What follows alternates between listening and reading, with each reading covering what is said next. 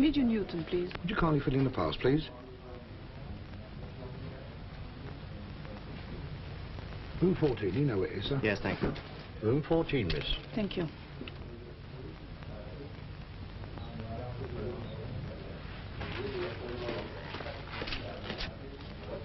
Sorry. Are you going in here too? Yes. Come in. Good morning. Good morning. Morning, sir. Good morning. Well, I don't think you two have met. Captain Brown, Miss Williams. How do you do? do? Won't you sit down?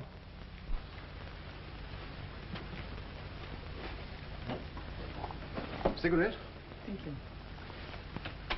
Thank you, sir.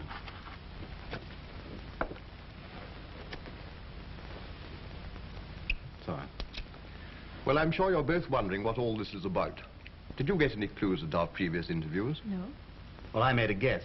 Seems to have been wrong. What was it? Some sort of commando work, but obviously if Miss Williams is involved.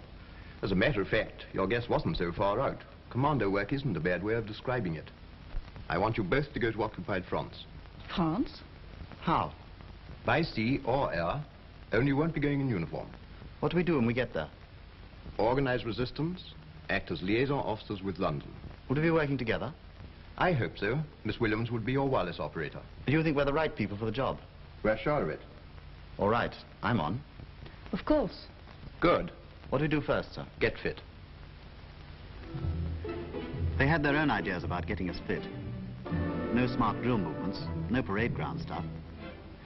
They wanted us to look like ordinary, unhealthy civilians, and yet be able to take a commando battle course in our stride.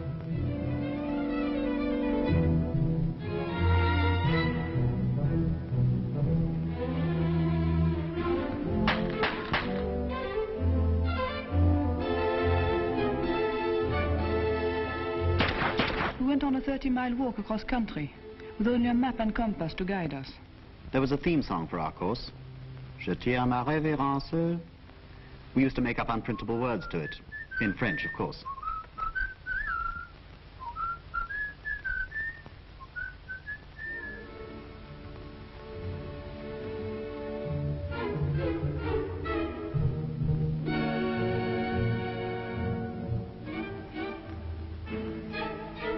Then we joined the parachute school.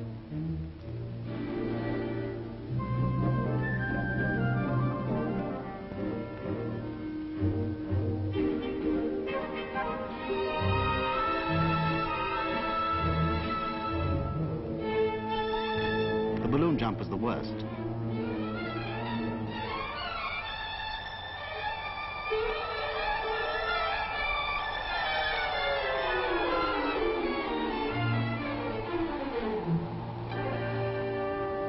Jumping from an aircraft was better.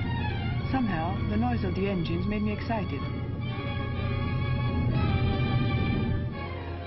Then we went to another school. This really was a school. I mean, we had lessons. The instructors were like smooth young university dons who'd taken a course under Pimpernel Smith or Raffles. They told us in the most gentlemanly manner how to organize our private lives as saboteurs, how to burgle a house, how to get out of handcuffs. They told us almost apologetically about lethal tablets, suicide pills, to be taken only as a last resort. We made notes about organization and personal security. Learned how to recognize all ranks of the German services. Told how to use codes. How the BBC sent personal messages during the French news. The organization of the Gestapo. Until our brains reeled under the load of information. At another school, we were taught how to organize reception committees. That's local people who'd collect in a field the night the RAF were coming to parachute supplies. With electric torches, they'd guide the planes to the field. Then there was a radio device called the Eureka, used to guide an aircraft to us from 20 miles away. And there was the S-phone, a kind of wireless telephone on which we could talk to pilots, or to anyone who might fly out from London. Then I started work at the wireless school, transmitting, receiving, coding and decoding, Morse, Morse and more Morse. I dreamt in Morse. I even started knitting in Morse. We had a week's intensive lecturing about the weak spots in the industrial system of occupied Europe. The railway network was included in this. We were shown how we could hold up supplies by cutting the line at the right place. Another weak spot was the electric power supply. We were told to attack transformers wherever we could. was evidently no use blowing up pylons, as they could be repaired too quickly.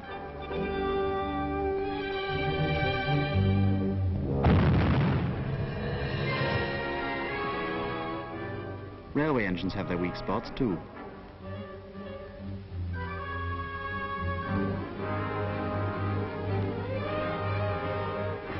Quite a small charge in the right place can put an engine out of action for months. Sometimes people had to be got out of occupied Europe in a hurry, by air. The RAF told us about the pattern of lights for the flare path and the type of field they'd need for a landing ground. We finished our training with a scheme, which meant we were sent off separately with false British identity cards. I was dropped with my wireless set 10 miles from a town. Had to make my way in, get lodgings, and transmit messages at regular intervals. I was given the necessary papers to get a job in a large munitions works. I had to bring back plans of secret plant to prove that I'd got past the guards. Half an hour after dropping us, a signal was sent to all police services in the area that a parachutist had been dropped, believed to be a German agent. We got away with it somehow, but when we came back, we were put through a fierce interrogation. And although we didn't know it at the time, questions were being asked about us in London. The Gestapo have been having a roundup in France just lately. Our worst headaches in the Vendée, where Petronius and Camille were arrested last month. We must assume that the whole of the organization that they built up is blown, and send out a new organizer and wireless operator as soon as possible to get that area going again. Have we anyone suitable to send out? There are two people nearly finished training, sir, a man and a woman. And Ted, you'll see if they can be ready in time for the coming moon period and get them out to the field. Now the organization's clothing section took us in hand. And without asking for coupons, tailors, dressmakers, shoemakers prepared clothes for us suitable for France. Clothes that wouldn't shout, made in England. The attention to detail was fantastic. Even laundry marks were removed from our underclothes. Backgrounds had to be worked out for our new French identities. My father was a bank manager in Paris. He died about 20 years ago. Then my mother brought me to London. I was about 8 years old. We can stick to part of that anyway. But let's say she took her to Quebec. It's a bit further away and will help to explain the accent. All round Bordeaux I know very well, and Paris, of course, and La Touraine. Well, let's say you were married to a wine merchant in Bordeaux who used to travel a great deal. They prepared complete sets of papers fitting in with our new identities.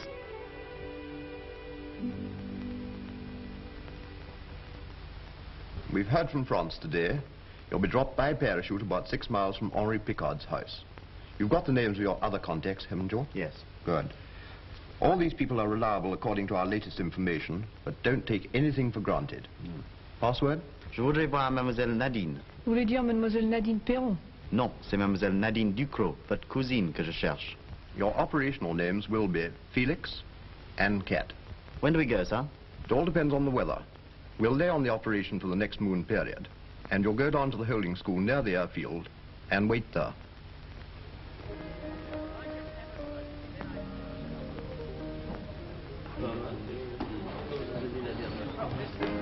Find that soothing. Very. Do you knit French style or English style? No style. All styles I like. Oh, no, they're not. It's just the kind of thing to get you caught out, my girl. I've seen French women knit, and it's quite different. Here, let me show you. Hey, give that back. You'll undo it all.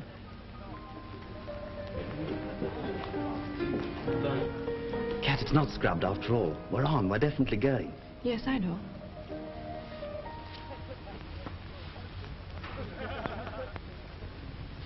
At the end of a side road closed to the public, we entered an RAF station. This airfield held one of the biggest secrets of the war, for it was from here that hundreds of agents and supplies by the ton were delivered by air to occupied Europe. An old farmhouse had somehow managed to survive right in the middle of the airfield. There weren't any cows in the barns. The barns were used now for packing and storing parachutes. Good, you're only 5 minutes late. This is your dispatcher, Warrant Officer Brown. How do you do? Right, shall I lead the way out? Look after the kids, will you? Yes, sir. Your compass. And your torch. It's all right, I think. Yep. Now, I'll help you on with these if you could just sit down, would you? Now, let's just check you over. Have you anything in your pockets? Don't think so. Oh. Oh. French for British. Thank you very much. Just a minute. Sixpence. Oh, there won't be much good to you in France. Don't forget your apron when I come back. Okay. Any bus tickets in your bag? That's the emergency ration. That's an extra ration. There's the torch. Yeah. And that's a bandage. There's your spade, and there's the handle. Here are your papers, Felix. Good. Identity card, ration card, demobilization. Thank you. Have you got your British card? Good. Microphotos of your targets.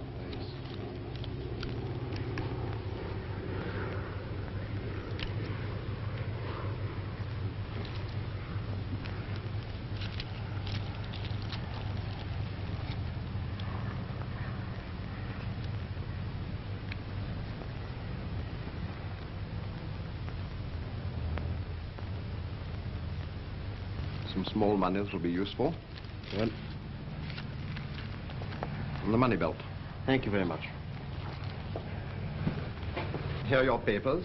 Can I have your British identity card? Good. Here's some loose money.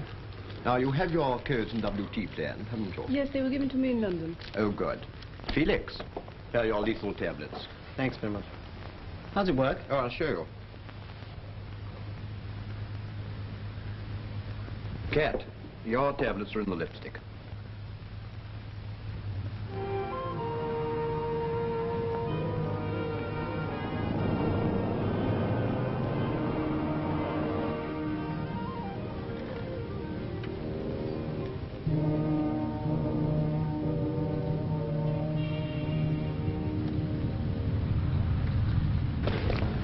Good evening, sir. Good evening. This is your pilot wing commander Chapman.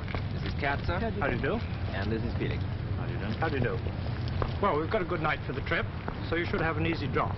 There. I told you had the best pilots in the squadron. I bet you say that to all the girls. Goodbye. Best of luck. Goodbye. Goodbye. Goodbye, Sam. Thanks very much for everything.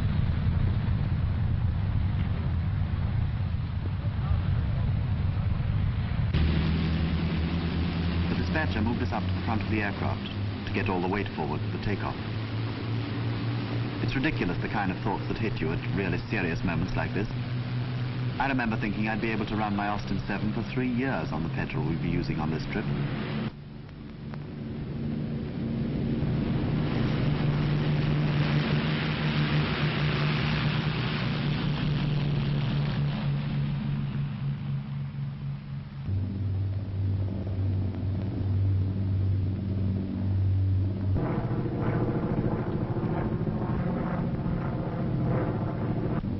We couldn't see out because of the blackout curtains, so the dispatcher said we should try and get some sleep.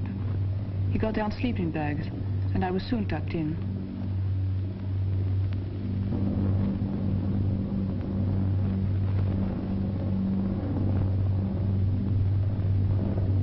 I didn't really sleep, just dozed off.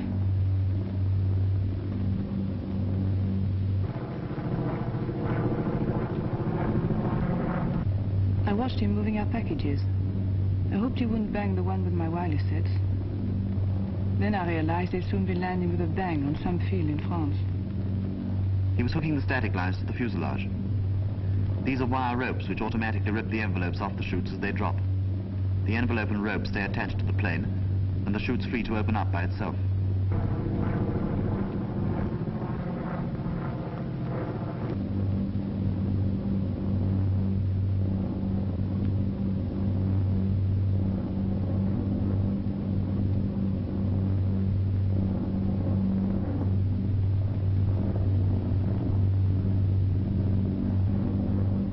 Coffee and sandwiches were all part of the RAF service. The dispatcher was a grand hostess. He did all he could to make us comfortable. But he couldn't stop my tummy feeling like a lump of hot lead.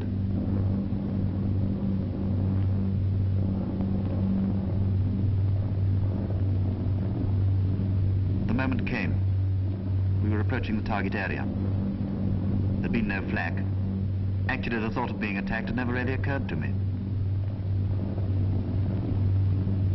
I felt such a complete passenger. The dispatcher was the only member of the crew I saw, but I felt the others were taking good care nothing happened to us.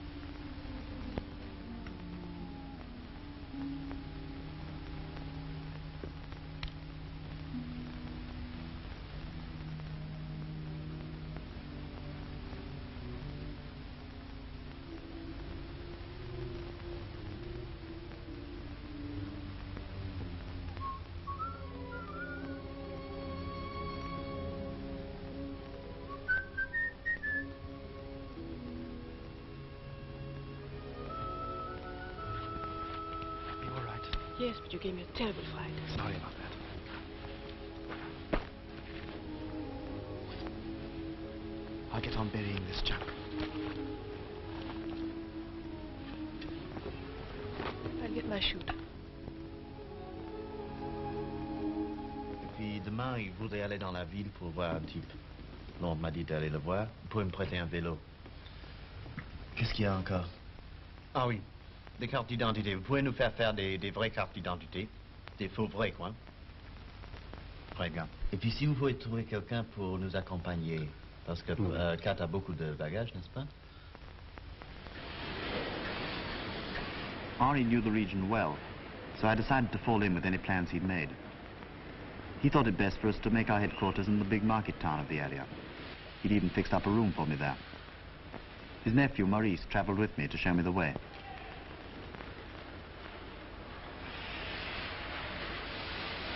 It was best for Felix and I not to be seen together, so I traveled in another part of the train. Georgette, Henri's sister, came with me.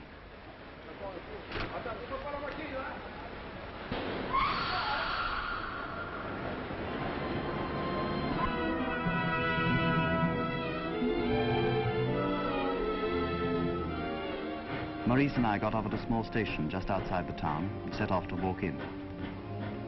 The last time I'd walked through a French town had been on my summer holiday in 1939. I was just thinking how completely unchanged everything was, how the cafes were just the same, children coming out of school in their ugly little black overalls, and the priest on a bike. In fact, I was just thinking I'd really be able to spend a very pleasant holiday here, when I suddenly realized a German officer was crossing the street in front of me. That brought me back to reality with a jolt, and I was pleased when we turned into the little quiet square where Henri had got me a room.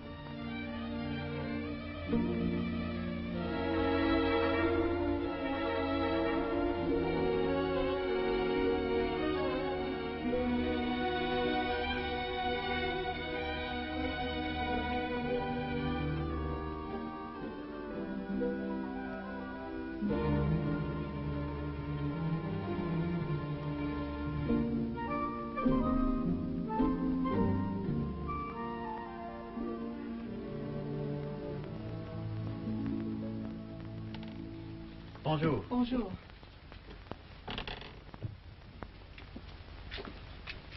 I'm glad you're here. Not as glad as I am. What happened?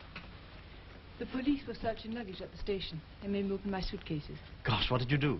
I tried sex appeal. Did it work? No, it was a complete flop. I had to open them. What about the WT set? I told them with a sweet smile it was an X-ray machine. Must have been a very sweet smile for them to swallow that. Where are the suitcases now? I left them in the cloakroom at the station. Georgette has gone back to Henri's. I fixed up a room for you the other side of the river.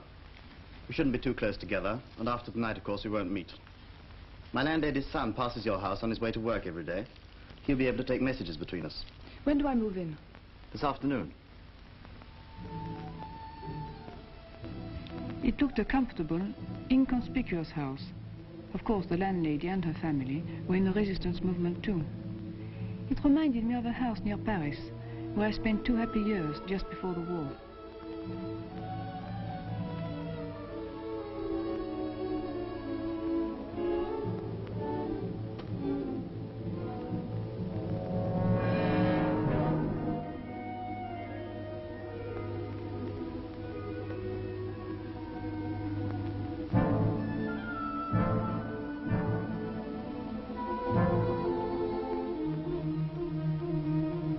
It was funny to think I was to make my home here. A room of my own, where I'd never be able to invite friends to tea.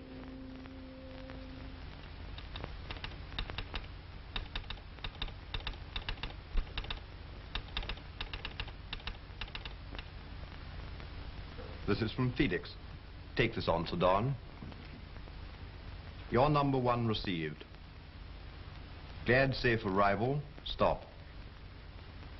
Send map reference of ground where you can receive stores next moon.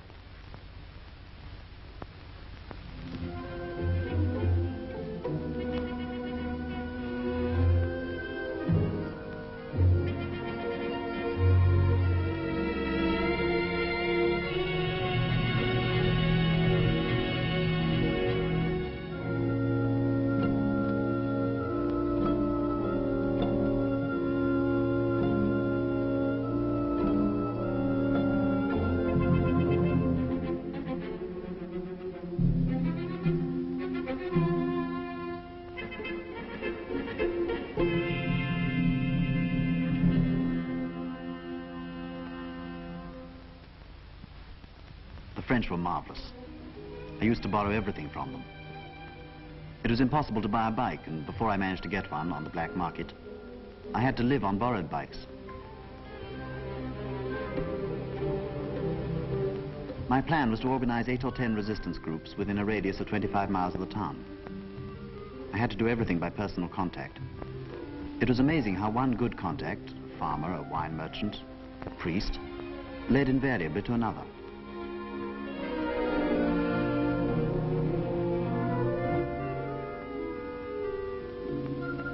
Broadly speaking, there were 3 kinds of contacts, and I tried to keep them separate. In the first group were the active ones, those I could rely on to do a job of work, sabotage or taking part in a reception committee. Then there were safe houses, usually older people who could be relied on for hospitality, and where I could go at any time of day or night and get a bed or a meal, no questions asked. Then thirdly, there were the letterboxes. That is, people like cafe proprietors or garage owners, where I could leave messages or meet people by appointment without attracting attention. Of course, we couldn't use telephones. They'd be tapped. Even internal letters were censored. I had to keep a good lookout for controls on the roads and avoid them where possible.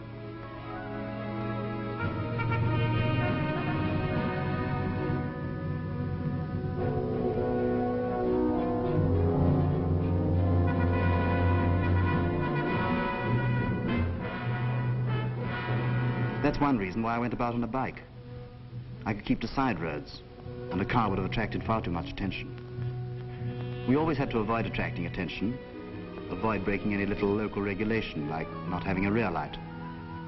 Or if it didn't light up, even in broad daylight, they'd fine you on the spot, or even run you in. Then you'd really be sunk, because they'd be sure to check up on the number of your identity card and find it didn't exist. It would have been just silly to have been had up for a thing like that, which could have started a chain of inquiries which might land me before a firing squad. I always got a marvelous welcome wherever I went.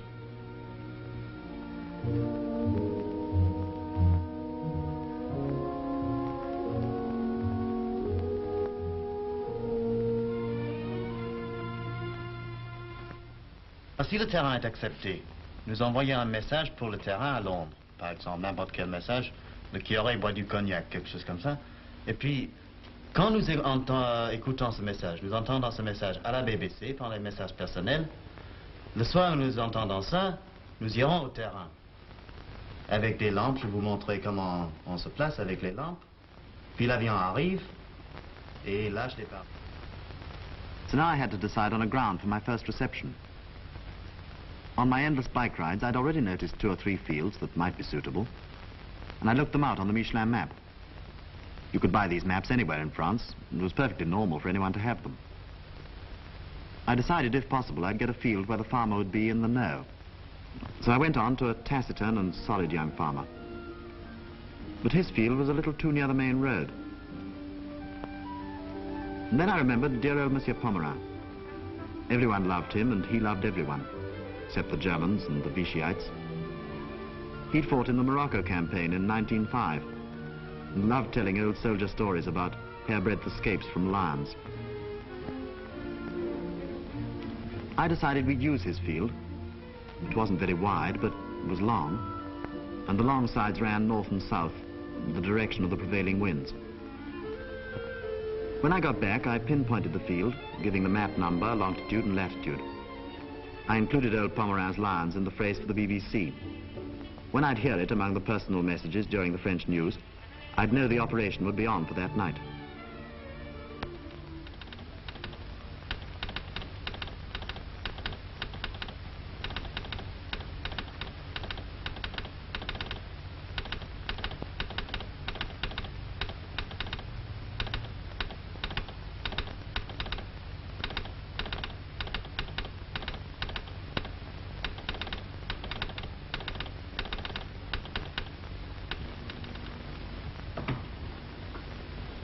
Here's Felix 1, John.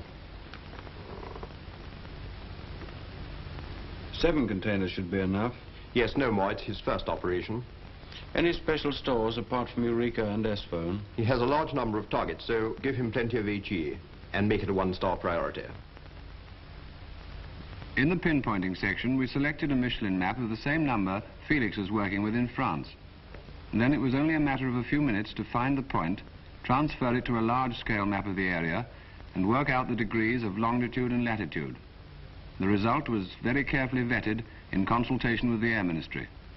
There must be no doubt whatsoever as to the position of the field on the map. Was there any flak in the area? Any enemy fighter airfields in the vicinity? Would reception lights be screened by trees? If the point passed these and other tests, the ground could be accepted.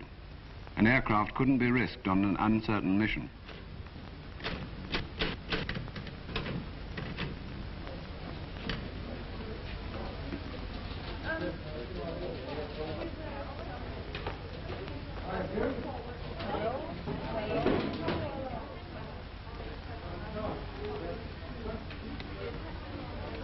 Harry, will the containers and packages for Felix 1 be ready tomorrow night? Felix 1?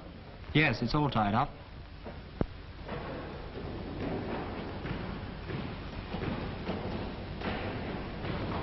Everything depended on the country to which the stores were going. We never knew the exact destination, but usually we had an idea, for instructions were put in the containers. These were printed in French or Norwegian, Dutch, Flemish, even German.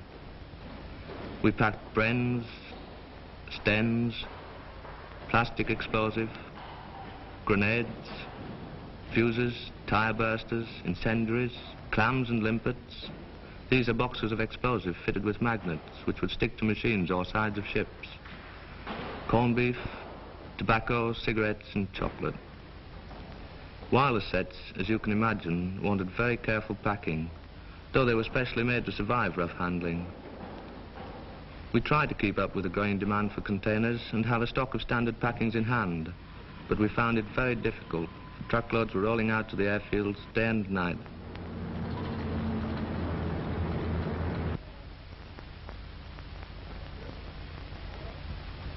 Il y a la question du temps, vous savez. Oui, mais enfin c'est très joli, voilà 8 jours qu'on attend. Et rien n'arrive, rien ne se passe, le temps est magnifique ici. Ici, oui, mais en Angleterre. Là-bas, c'est le pays des brumes, vous savez. Operations room? No, sir, nothing so far. Yes, we'll let you know as soon as we hear ourselves, sir. I wish to heaven the weather boys would make up their minds. So you should be all right in these areas here, sir. Norway and Denmark definitely out. Yes, sir. Cloud on the hills. We'll do all priority operations tonight in Holland, Belgium, central and southern France.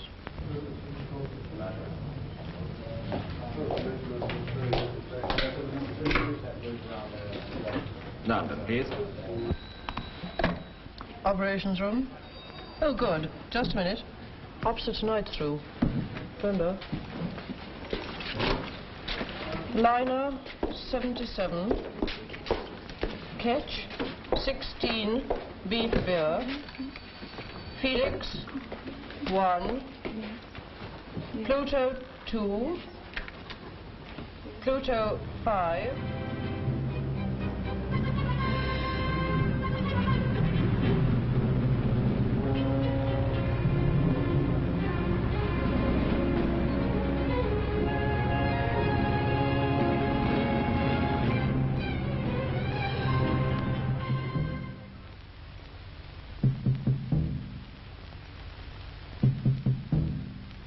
Ici, Londres.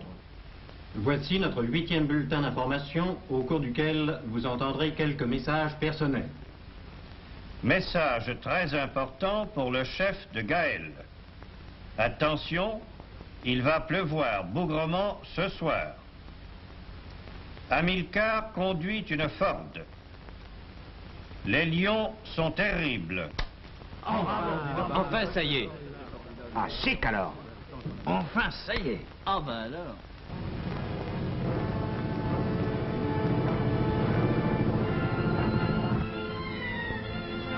I wanted my first reception to be a success, mainly to get the confidence of the Frenchmen I'd recruited. There was many a slip that might ruin things yet. Clouds were sweeping over the moon, and the navigator had needed all the moonlight possible to pick his way to our field. Our torches weren't up to much either. Just ordinary little pocket lamps with 4-volt batteries. I placed a few guards around the field. and I managed to get an old truck to take away the containers.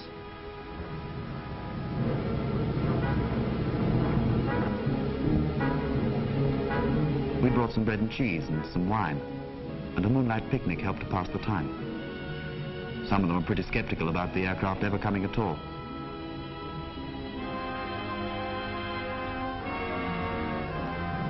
Then suddenly,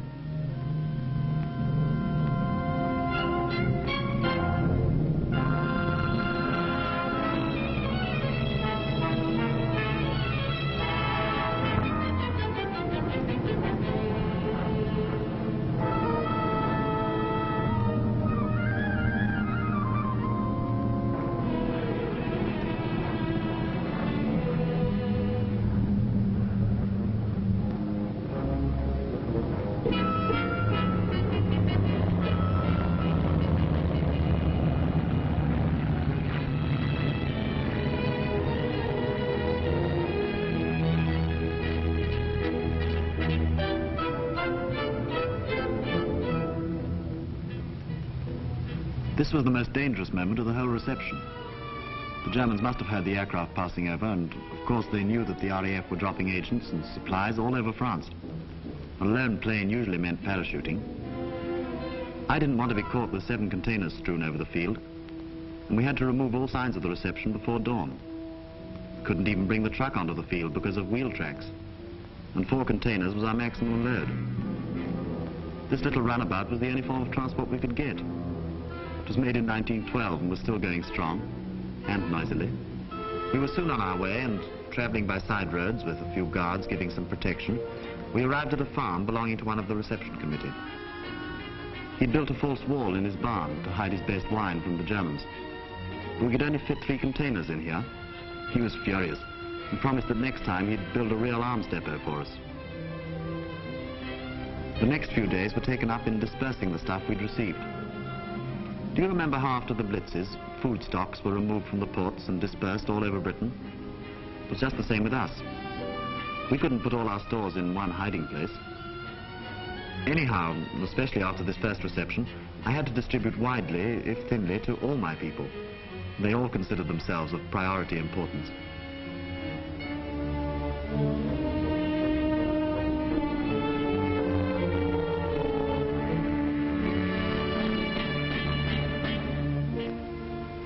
Sometimes I doled out the stuff to men who'd been at the reception committee, and sometimes I delivered it myself. As few people as possible knew the whereabouts of our hiding places. I had to take a Bren gun to a place about 30 miles away, and I got a forester to take me with a load of wood hiding it. We had a rather rickety old truck, a gazogène burning charcoal and wood chips instead of petrol. It took hours to get going in the morning and was thoroughly unreliable. But I couldn't refuse any form of transport on 4 wheels. A nasty moment came when we sighted a control at a crossroads.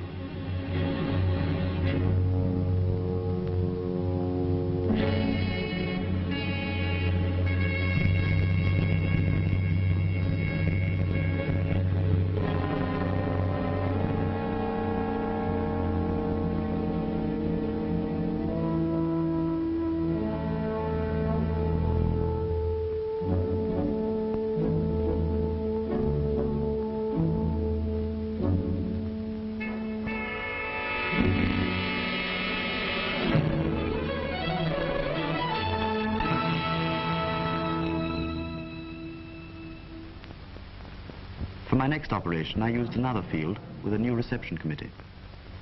I tried the Eureka this time, and it worked very well. The aircraft, fitted with special apparatus, picked up our radar waves 10 minutes before we heard the engines.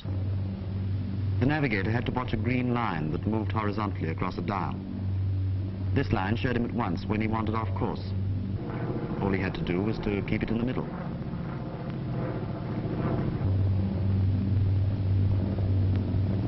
It was a grand feeling seeing the stores dropping to us. It meant we could soon begin our sabotage activity. We knew the Germans had wireless direction finding stations in France. Once they realized an operator was working within a certain area, they sent out small listening vans. This meant the operator had to be continually on the move. Cat hadn't been working in the same room for very long, so perhaps we were a little too confident.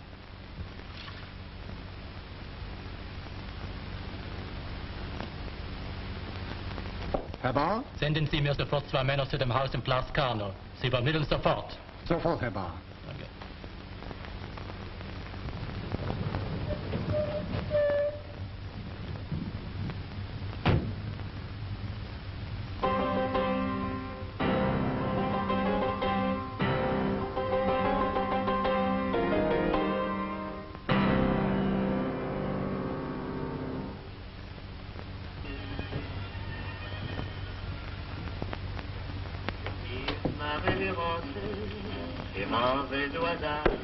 Vos papiers, madame. Comment? Vos papiers, madame. Oui, certainement.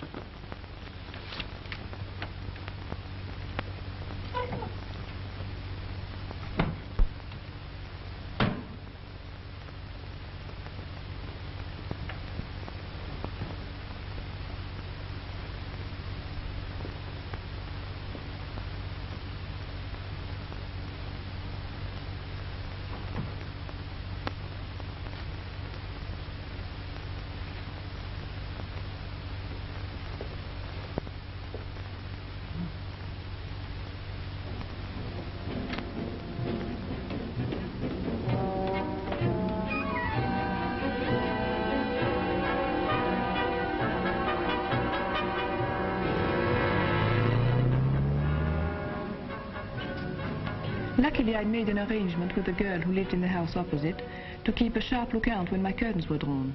That meant I was transmitting or receiving. So when I'd heard a loud thumping on her piano, the danger signal, I was all prepared to receive those unwelcome visitors. In spite of this narrow escape, I thought it best to finish off the interrupted message. But from now on, I certainly started working from another house.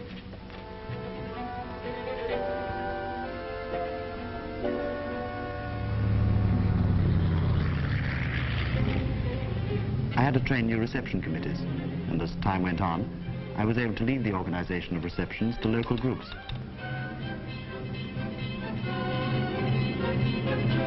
Every moon period, we'd listen to the messages during the BBC News. Sometimes we'd hear our message and go out to the field and the plane didn't turn up. The pilot might have lost his way or been shot down. To be able to map read, he had to fly about 1,000 feet, so he was vulnerable to light flak as well as the heavy stuff. They were always furious at being kept out all night for nothing. But if I could tell them a day or two after that the aircraft that should have come to us had been shot down, that stopped their grumbling.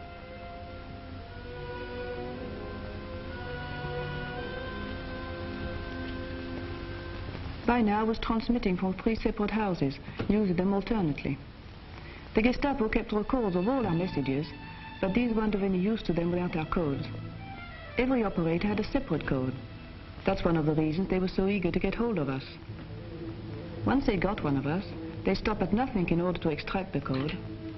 If they succeeded, they'd be able to read all previous messages, and they'd start contacting London, trying to give the impression that the operator was still free.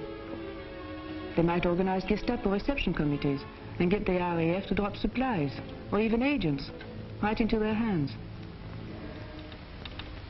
Felix was planning an attack on a railway yard, and we were anxiously awaiting approval from London. At last, full approval arrived. I handed over the time fuses to the foreman of the engine sheds. Oui. Merci. C'est quoi on fait, n'est-ce pas? Tout. Au revoir, monsieur. Au plaisir. Au revoir, monsieur. I am the foreman in charge of the chantier. All we railway workers realized what our engines meant to the Germans. On many occasions, we tried to sabotage them. But it was not until Felix arrived that we discovered the best way. A small charge in the cylinders.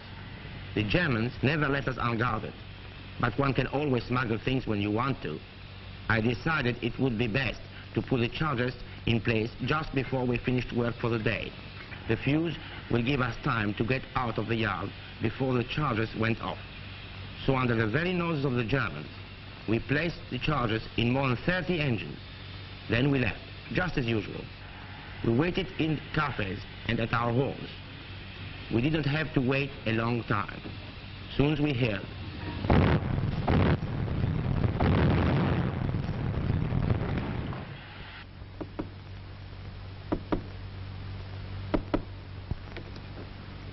Bonjour, monsieur. Bonjour. Monsieur Félix? Oui.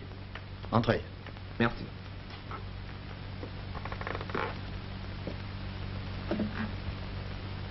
Qu'est-ce que vous voulez? Je voudrais voir Mademoiselle Nadine. Vous voulez dire Mademoiselle Nadine Perron? Non, c'est Mademoiselle Nadine Ducrot, votre cousine que je cherche. Where have you sprung from? London told me to contact you. Have a drink. Thank you. Haven't got any whiskey, have you? You're an optimist. Whatever you have got, then. It's even getting pretty scarce back home now, so they tell me. Though I used to know a pub in Tottenham Court Road, and they had a very good supply. Suppose that's been blitzed by now. Yes, the pub in Tottenham Court Road. All the best. Well, what can I do for you? Can you get a man out of France for me? Through Spain or Switzerland? I've read that's no good.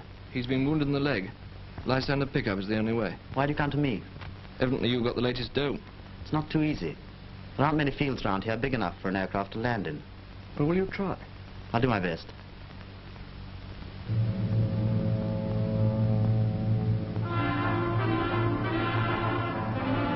I had a field for the pickup in mind and went along to have a look at it.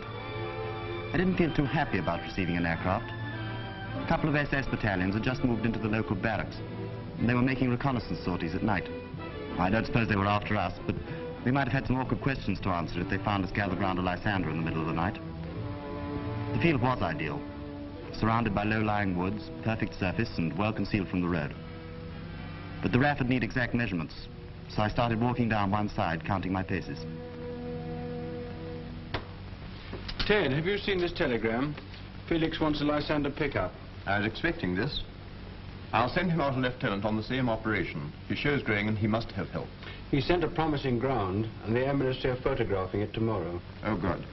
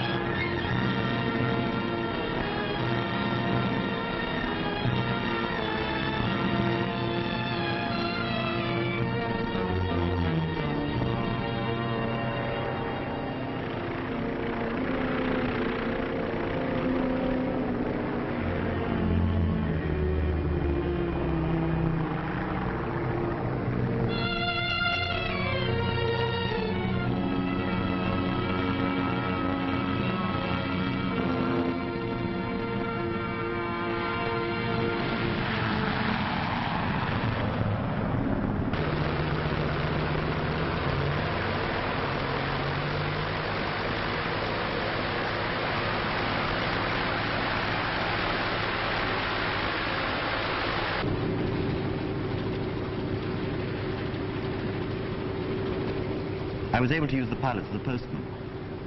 I sent London details of a local factory where parts of a new secret weapon were being stored. I asked them to stop the RAF from coming and bombing it. I wanted to have a crack at setting fire to it myself.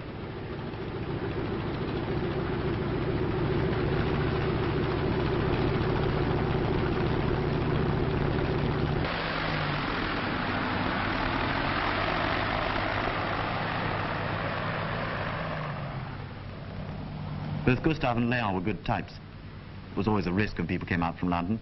You never knew what you might get. But I'd met them both during training and felt sure we'd work well together. They were so obviously pleased to find themselves in the field. Gustave's French wasn't too hot, but it would deceive the Germans.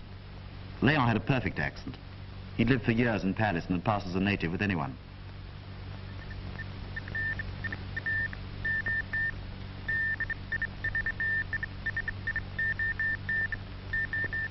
Saint-Jean, n'est-ce pas?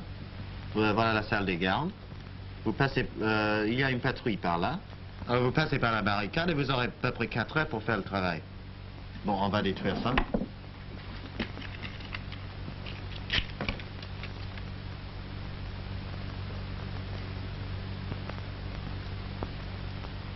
S'il y a un gardien de nuit, ce sera un Français.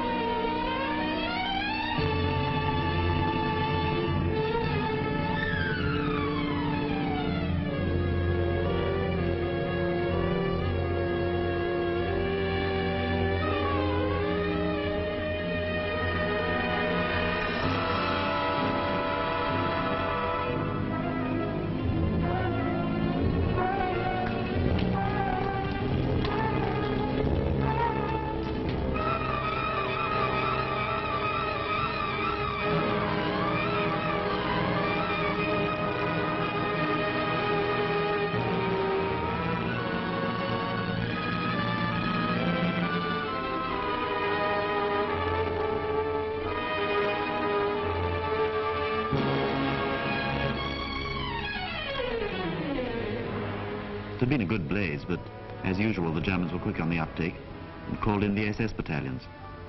They managed to control the fire before it spread to the other buildings.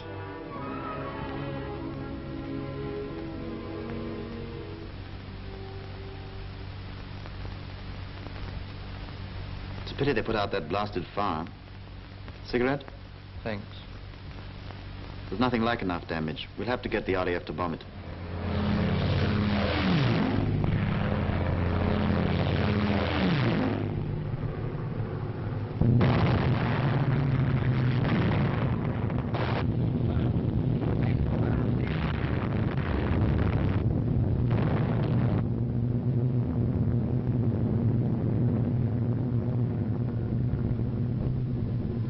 The RAF made a marvelous job of it. Very little damage outside the target area. The French were delighted. I was worried about the crew of the shot-down aircraft, but Gustave soon picked up some news about them. Hey! Gustave, l'équipage du Lancaster est planqué. Tous? Ouais.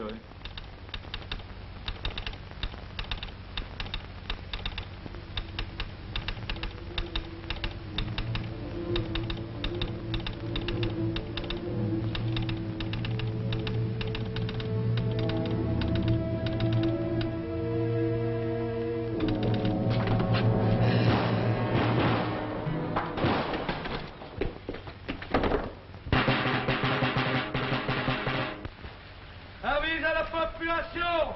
Parole des autorités allemandes! Le couvre-feu est à 7 heures ce soir! Ah, ben il y a 7 heures! Par exemple. Marie, t'as entendu le tambour 7 heures? Ils y vont un peu fort. Avis à la population! Parole des autorités allemandes! Le couvre-feu est à 7 heures ce soir! 7 heures, ils exagèrent quand même. Oh, les salauds! The Germans made out they'd put on the curfew to punish the population for the sabotage activities in the area. But we suspected another reason. You see, the Gestapo had worked for months collecting information about suspects. Then suddenly one night they'd swoop.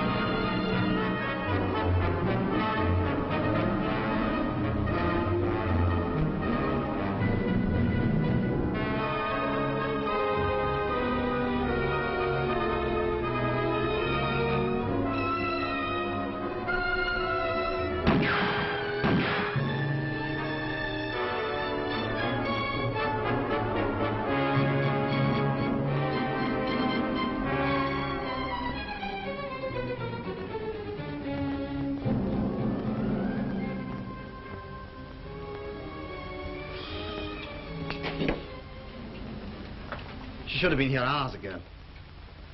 Damn it, she knows where to come. Are you all right? Of course I'm all right. Where the hell have you been, then? I went to collect George. George? Yes, the pilot who was shot down the other day. Gustave? How are you? Felix. How do you do? Glad to see you. Are you English? 3/4. Got a Welsh grandmother. Yes, Tommy, what are you doing in France? Oh, various things. Looking after chaps like you, for one. Well, I'm a bit blurred. Pierre's got the rest of the crew. How many are you? 7 counting me. Too many for us to keep for long. Cat, can you get a message through to London? How? The Gestapo have got my sets, and Leon is finished. Damn. We've still got the old S-phone hidden away. If only we could get someone to come over from London and have an S-phone conversation, we could explain our whole situation and get instructions. We'll have to get a message to London through our neighbours' organisation. Is that wise? There's no alternative. We've got to get these chaps off our hands as soon as possible. It suits me, but how would you do it? It's for London to decide. They might send an aircraft for you. Well, talk sense, boy. How'd you get an aircraft to land over here? Has been done, you know. Well, how'd you arrange it? Over the S-phone. What's an S-phone? You ask too many questions. Fair enough.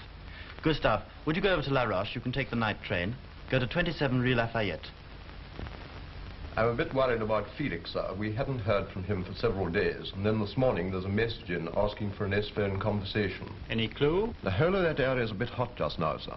Of course, he's done a lot to draw attention to himself lately. That powerhouse at Thierry alone was a big job. That area is absolutely vital. Felix wouldn't ask for an S-phone conversation if it wasn't essential, sir. John, any difficulties on the air side? No, that can be fixed. All right. Get it laid on us from tomorrow night, Ted, and go yourself.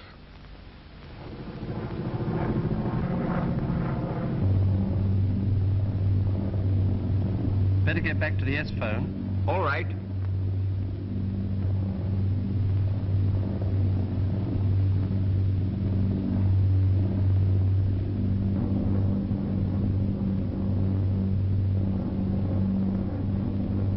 There they are. Awful lights. So would you have if the Gestapo were only a mile away? Felix. We have to move the dropping ground. Not too hot for us. Go ahead, Felix. What's on your mind? We're in quite a spot. Leon's been killed. Cat Gustav and I are lying low. I see.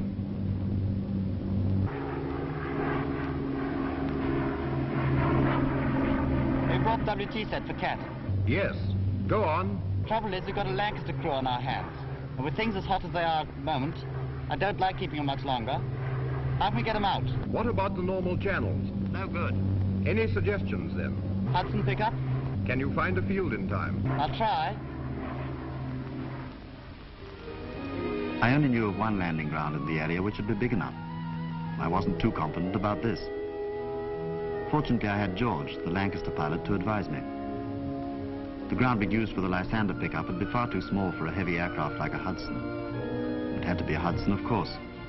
Couldn't pack 7 passengers into a little Lysander. What do you think? All right. I don't like the fence. Could get the fence moved on the night.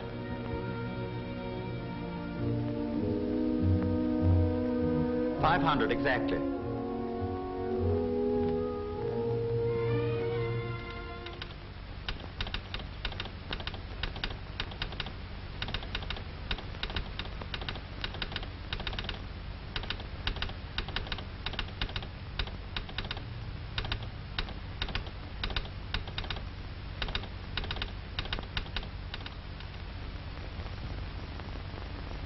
Are you sure that is a fence?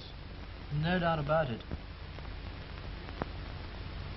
It's a difficult line of approach over those trees, but I think we can manage it. I'll agree, provided your man can guarantee to move that fence. I'm not sure that Felix himself shouldn't come out on the Hudson. We'll never get a full picture of that area until we hear his own report. Actually, Felix could do with a rest or a change of scene. Yes, then we might tie him in with a new invasion plan. We certainly need the best man we've got for Normandy. We'll bring him back and give him a rest. Meanwhile, I'll put...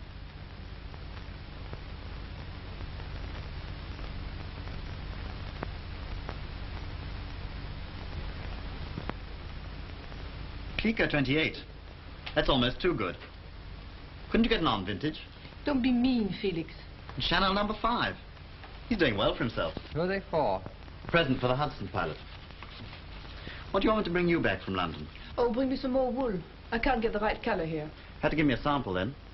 I'm going to look damn silly going into Swan and Edgar's tomorrow asking for knitting wool. Don't worry. If it rains, you won't be anywhere near Swan and Edgar's tomorrow.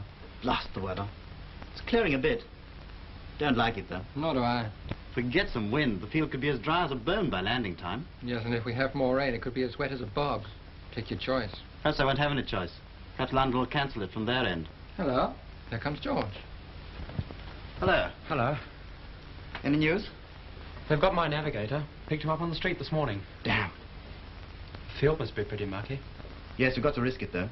It's only a matter of hours before the Gestapo get the others. Is there time for the messages? Yes.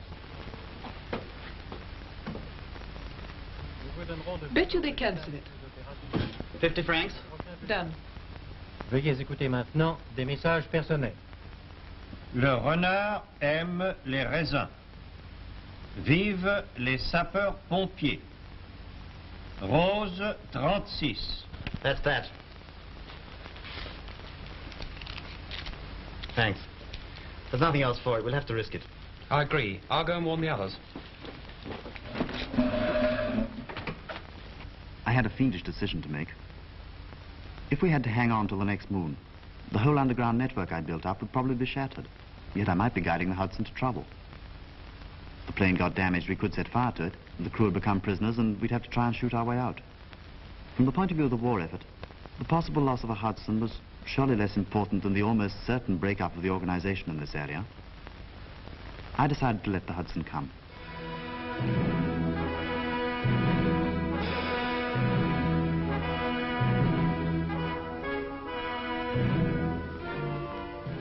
Paul, surveille le côté nord. Toi, c'est par ici, et toi, René, la route.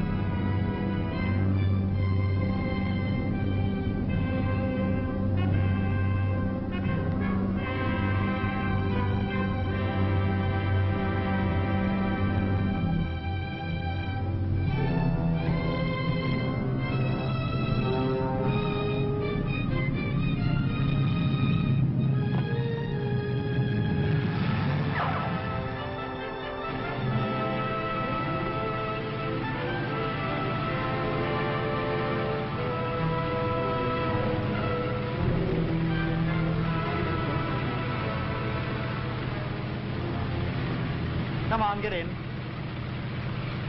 Take care of yourself. Goodbye, George. Goodbye. Goodbye. Goodbye. Philip. Goodbye, Good luck. Gustav. Good luck. Come on.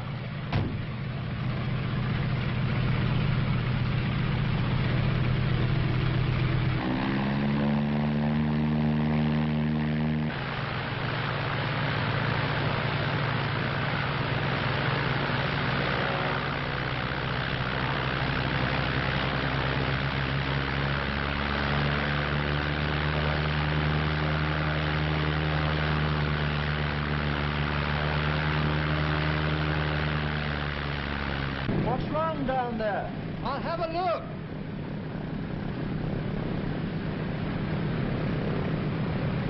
Looks as if the wheel's stuck. Tout le monde ici. Vite, vite. You two push on the wheel. Okay. George, get your crew out. Right. Par ici. Out, chaps. Stand by. Attention. Attention. 1, 2, 3. Poussez. 1, 2, 3.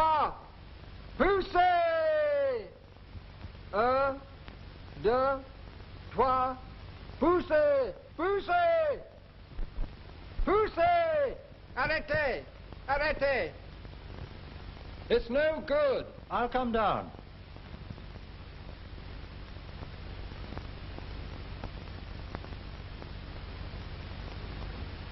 She won't budge. We can't manage it ourselves. He wants more men. Try call out the village. Hell of a risk. How many do you want? Get as many as you can. Yes, go on. Okay.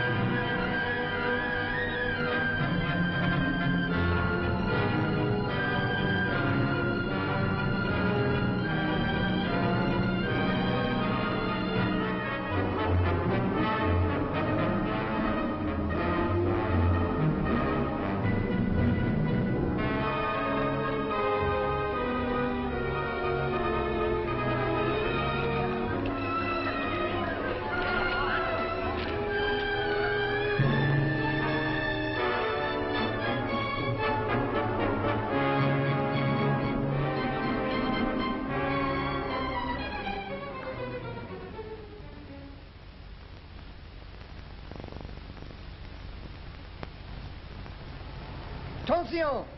Attention! Silence! Silence!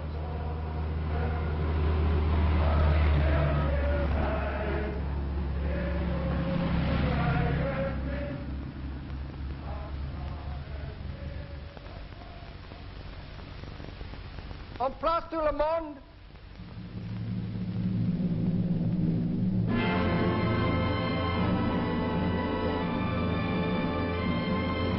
Un, deux, trois, poussez! Poussez! Un dernier effort! C'est presque fini! Poussez! Poussez! Bravo! Il bouge!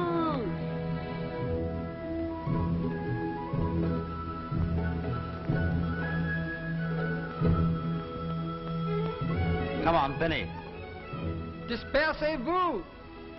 Get ready to take off. Get the boys in the aircraft as quick as you can.